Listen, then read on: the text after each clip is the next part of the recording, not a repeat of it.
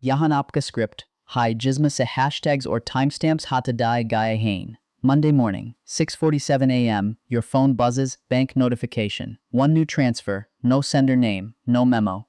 Just a number, and that number has 12 zeros in it. You read it again, $1 trillion. There's a single sentence beneath the balance. Spend it all within 7 days or the account closes to zero.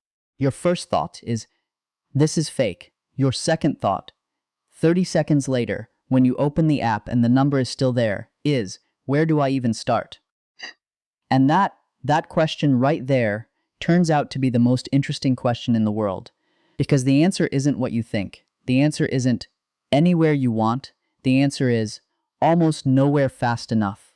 This is the story of what actually happens when one person tries to spend $1 trillion in 7 days. Not theoretically, not as a fantasy, as a real operational problem with real obstacles, real market consequences, and a real ending that nobody sees coming. Stay with me.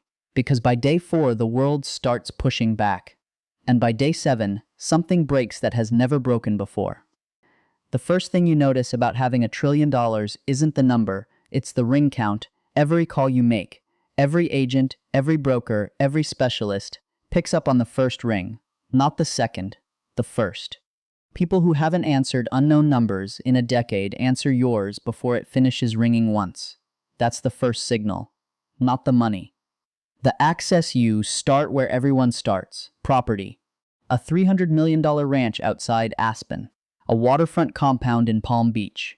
A villa on the French Riviera that last changed hands when it belonged to a Belgian monarch. You make the calls. Contracts arrive within the hour. You sign. You move. By noon, you own 80 properties across 12 countries. Here is something nobody tells you about buying 80 properties in 6 hours. By property number 11, you cannot remember what property number 3 looked like. The desensitization happens fast. Faster than you'd expect. Faster, honestly, than feels decent. 6 hours into owning more real estate than most sovereign wealth funds, the act of acquiring a $40 million villa feels identical to buying a coffee. Your hand signs the same way. Your brain registers the same amount of nothing. You keep moving, watches. Patek Philippe's private sales team reaches you directly. Not the boutique, the private team, the one that handles pieces that never appear in any catalog. By Tuesday afternoon, you own more Patek Philippe complications than Patek Philippe's own museum. They are in a vault somewhere. You haven't asked which one. Cars. Every Bugatti La Voiture Noire currently in existence, $18 million, done in 11 minutes. Every Koenigsegg Jesko Absolute available globally. You are purchasing entire annual production runs. Manufacturers who have never sold to a single buyer are restructuring their fulfillment operations in real time to service your account. Private jets. Every top-tier Gulfstream G700 and Bombardier Global 7500 available across Fort Lauderdale, Geneva, Singapore, and Dubai, gone. You now own more private aircraft than the 3 largest charter companies on Earth combined. Yachts. 43 super yachts. 3 Mediterranean ports. Combined crew requirement to actually operate everything you now own. Roughly 4,000 people. You do not have 4,000 people. You do not have any people. You tell an assistant, who appeared at your door at 8 a.m. in a suit, briefcase, no explanation, just account liaison, to start hiring. End of day 1 amount spent, $25 billion. Amount remaining, $975 billion. Interest earned while you were buying, $136 million. You spent 2 full days' worth of average American lifetimes in wealth. You moved less than 3% of the money. You stop buying things people want. You start buying things the world needs. Farmland. Iowa, Nebraska, Kansas. Institutional grade holdings. The kind that trade like financial instruments, close fast on cash. By early afternoon of day 2, you are the effective owner of farmland roughly the size of Belgium. Water rights follow. California, Arizona, Colorado. Agricultural operations across 3 states now functionally depend on whoever manages your estate. Your assistant reads that sentence aloud from a briefing document. You don't respond. You're already moving. Gold. You tell the commodities desk you want $50 billion in physical bars delivered to verified vaults.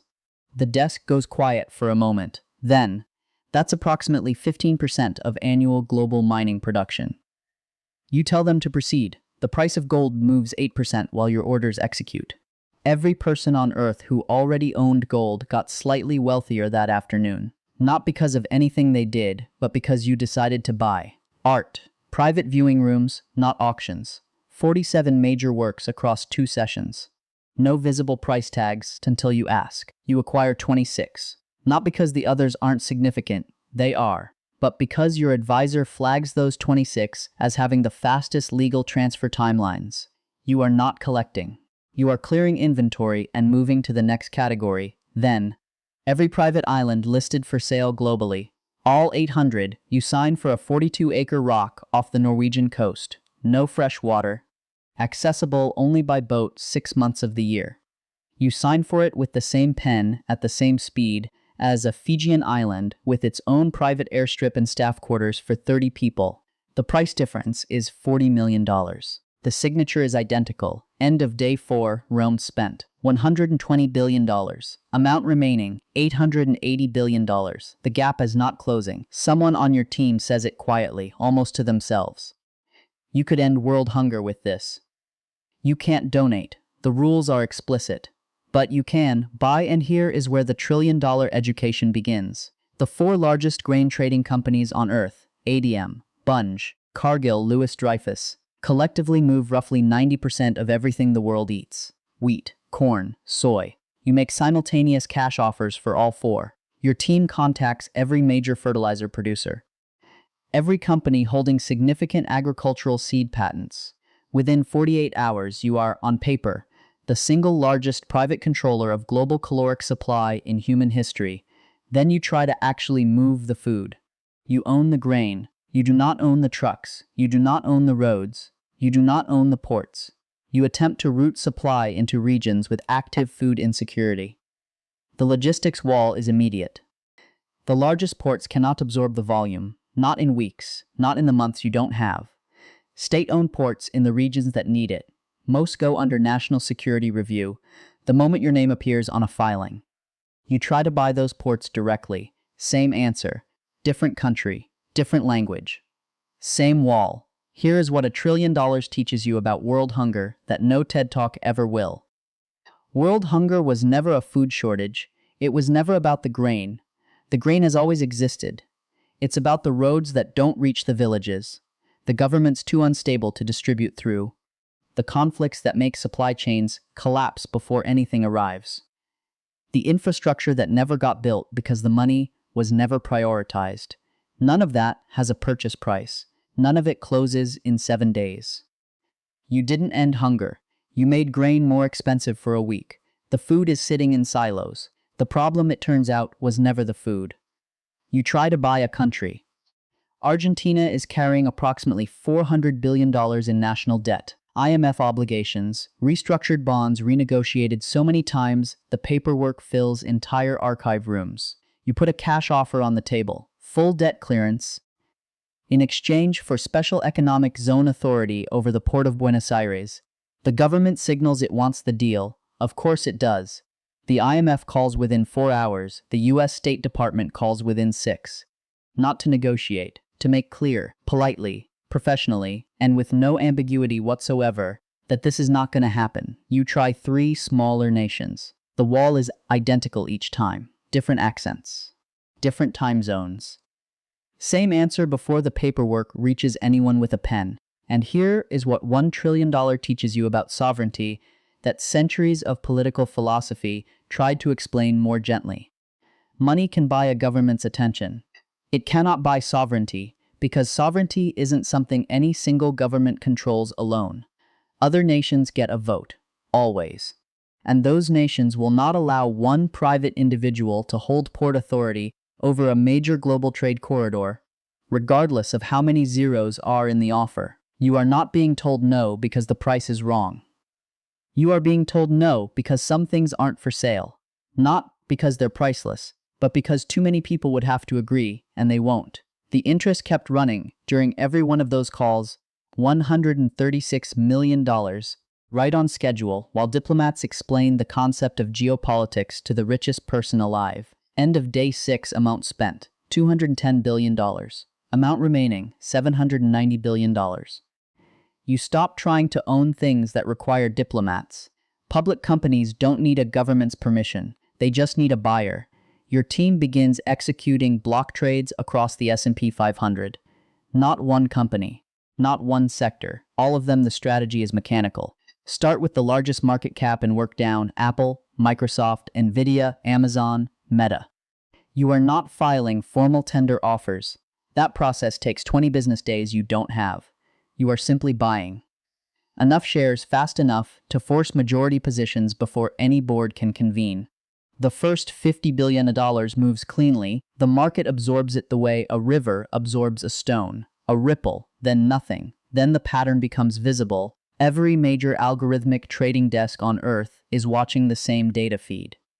And the pattern it's showing has never appeared before in the history of markets.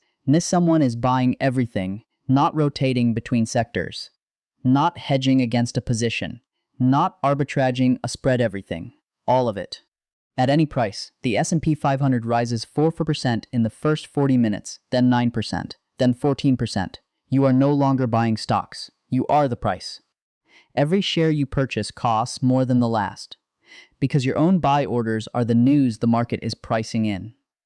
The algorithms see you buying, drive the price up, and you pay the higher price, which drives it higher still. You spend $100 billion and acquire less than you would have spending $40 billion 1 hour earlier.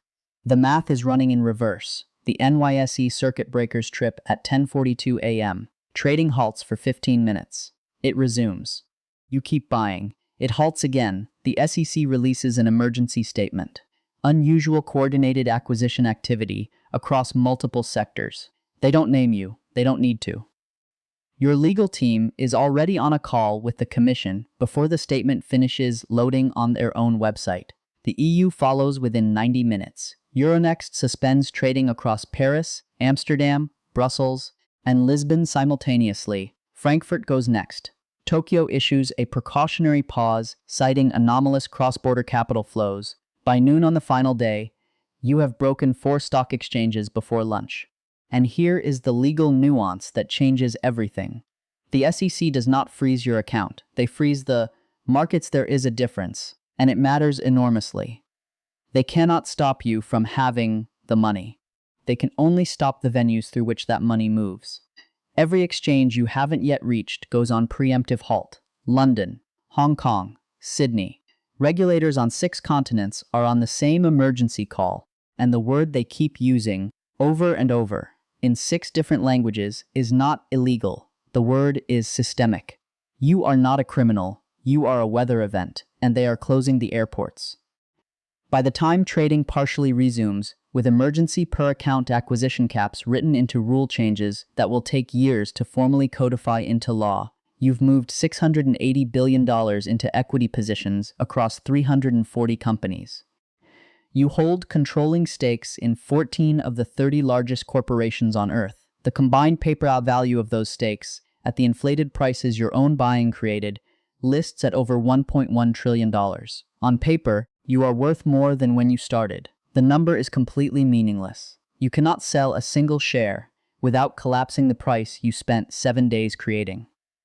End of day 7, Alan spent $920 billion. Amount remaining, $80 billion. Interest earned across 7 days, $720 million. You failed. Not because you ran out of ideas. Not because you lacked access or information or the right people. You failed because the world ran out of things it could sell you fast enough. Here is what a week with $1 trillion actually teaches. Physical goods with immediate legal title transfer.